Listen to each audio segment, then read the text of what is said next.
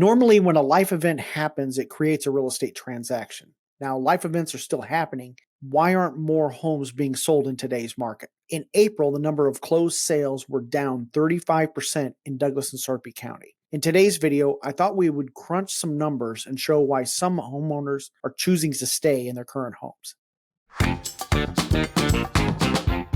Hi, my name is David Matney with Nebraska Realty. I'm a local realtor here in Omaha, Nebraska. Now let's jump into today's topic. Let's look at this example. I sold a home a few years back in the Cedarbrook subdivision near 120th and Fort Street in Northwest Omaha. This was a starter home with 3-bed, 2-bath, 2-car garage with 1,300 finished square feet and was in the Omaha Public School District. This home sold in January of 2019 for $165,000. At the time, interest rates were around 4.5%. To keep things simple, let's say the buyer financed 100% of the purchase price. The buyer's principal and interest payment would be $836 per month. In 2020, when interest rates got down to 3%, the owner refinanced the home. Let's say for this example, the owner refinanced 100% of the loan at $165,000.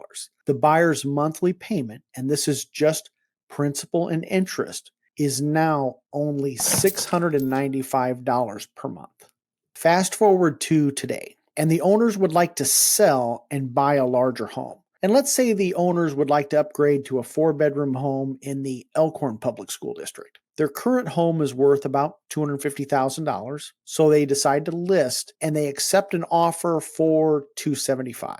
Let's take a look at the numbers. The sale price of the existing home was $275,000. They had to pay off their current mortgage, and let's just say for this example, it was $155,000. And the commission, title charges, and moving expenses came to a total of around $20,000. So after paying the mortgage, commission, fees, and moving expenses, they net $100,000 to use as a down payment toward their new home.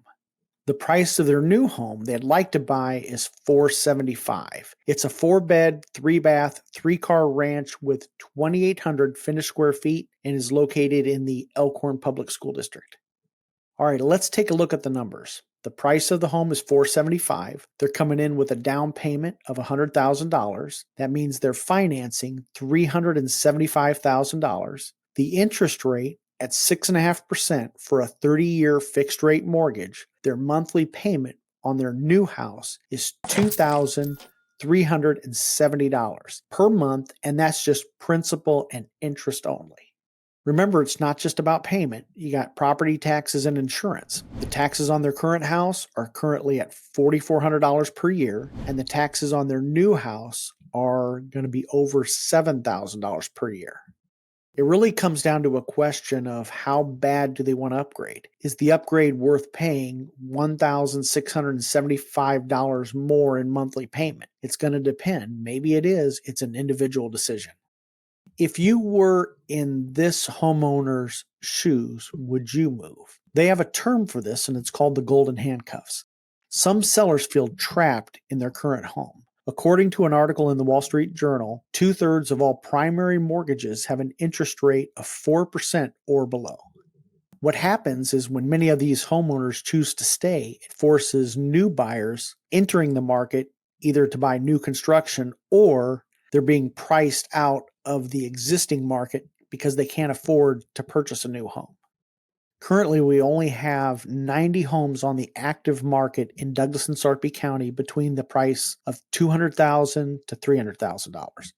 Many of these properties are estate sales. Now, the good news is if you own a home in that price point between $200,000 to $300,000, you're going to receive multiple offers. Now, the bad news, if you're a seller who then has to buy, then you really need to do some math to determine if the higher price is worth the move. In many cases, sellers are not willing to fork over the extra money to move. Well, what's the solution? You might ask, well, why don't builders build cheaper homes? Many builders have difficulty building a home for under $300,000 because here's the problem. Number one, you got the cost of the land itself. Depending on the location, in the Omaha market, that could cost you anywhere around $100,000. The next cost is regulation. According to the National Association of Home Builders, regulation accounts for almost 25% of the cost of building a home. To give you some idea of the cost of regulation, using the average purchase price of $394,300, regulation accounts for $94,400 of the final home price. Out of that $94,400, $41,430 is attributed to regulations during development, and $52,970 is attributed to regulation during construction. Can we fix the regulation problem with legislation? Even if we did, that would not help us out with our immediate lack of inventory. And here's another thing to consider too. Would you trust the people to pass legislation to fix the problem they created in the first place? Let's talk about interest rates. Now, if interest rates were to come down, it may help some of those homeowners decide to move. However, if rates come down, then more people come off the sideline, which will drive up demand again. There's no real simple answer. Here's another really important point, and that is there's always been something negative in any real estate market. For the past 100 years, we've had wars, recessions, bank runs, terrorist attacks, inflations, depression, you name it. However, people still need a place to live. And here's another thing to consider too. Back in 2019, that was a seller's market too, and people were saying the same thing they're saying today, and that's prices were too high back then. Ultimately, you got to do what's best for you and your family.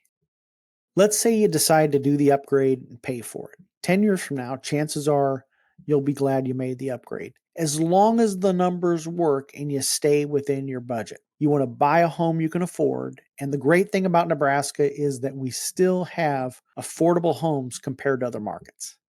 What should you do if you're one of those buyers who are in our market and you're buying at that $300,000 price point and below? Number one is don't give up. And I know this is hard to do, especially if you've lost a couple of deals. Number two, strategize with your lender to see what is the best thing you can do from a credit standpoint to improve your situation. Number three is going to be widen your search areas. Maybe you got to go a little bit further out. Maybe you're going to have a little bit longer commute, but remember, this is your starter home and not your dream home. The nice thing about Omaha is our commutes are nothing compared to the larger cities. And then also look at different styles, maybe adding a condo or maybe townhomes to the list.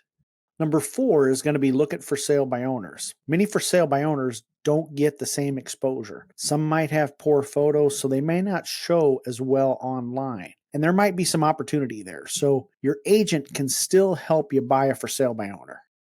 Number five, got to be patient.